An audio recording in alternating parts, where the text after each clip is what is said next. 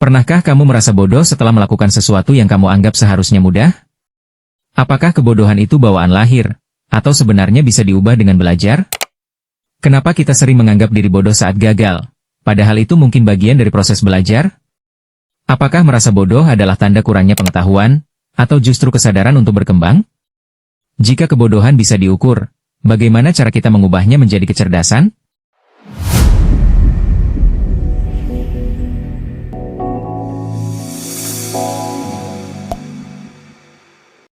Halo semuanya, kembali lagi dengan saya. Seperti biasa sebelum kita mulai ke topiknya, tolong bantu like, komen, share, dan subscribe channel ini. Terima kasih. Kebodohan bukanlah sebuah keadaan yang permanen. Setiap orang memiliki potensi untuk berkembang dan belajar. Dalam konteks ini, kebodohan bukan sekadar ketidaktahuan, tetapi juga kegagalan untuk berusaha memahami sesuatu yang penting bagi kemajuan diri.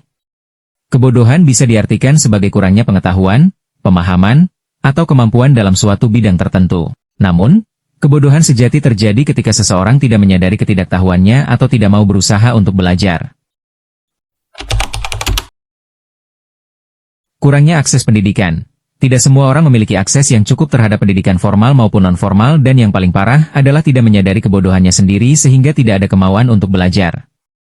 Lingkungan yang tidak mendukung.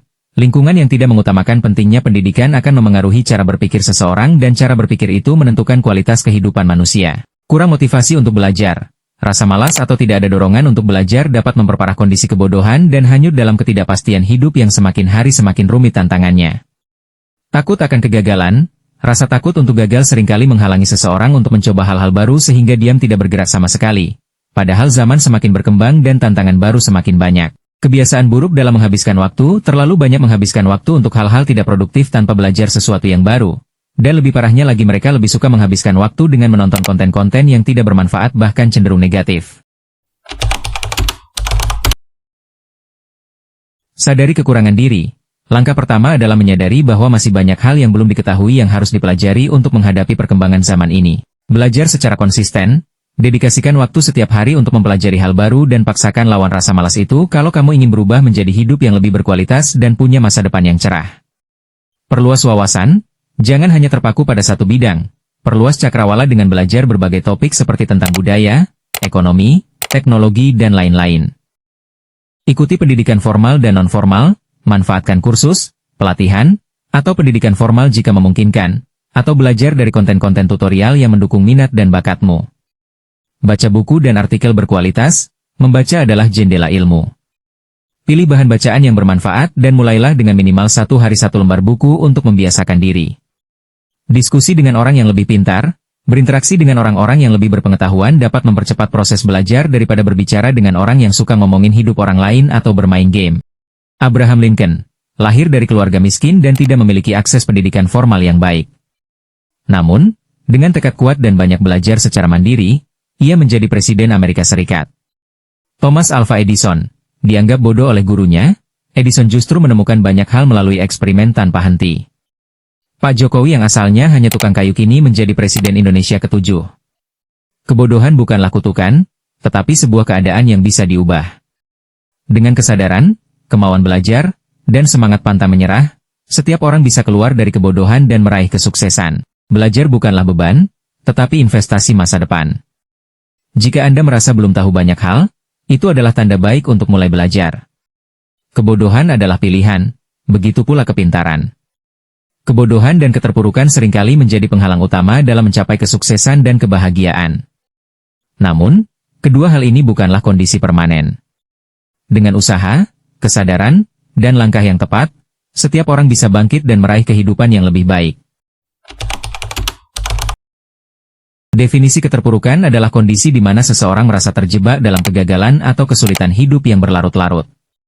Hal ini bisa terjadi dalam berbagai aspek, seperti finansial, karir, hubungan, atau mental.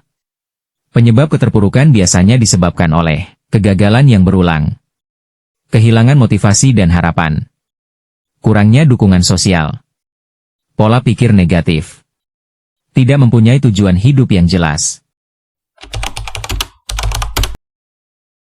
Terima kenyataan dan evaluasi diri, sadari kesalahan dan ambil pelajaran darinya. lalu mulailah memperbaiki segera mungkin. Buat rencana perbaikan langkah konkret untuk memperbaiki keadaan dan mempersiapkan masa depan yang cerah. Tingkatkan keahlian dan pengetahuan. Belajar hal baru yang dapat meningkatkan potensi. Jaga kesehatan fisik dan mental.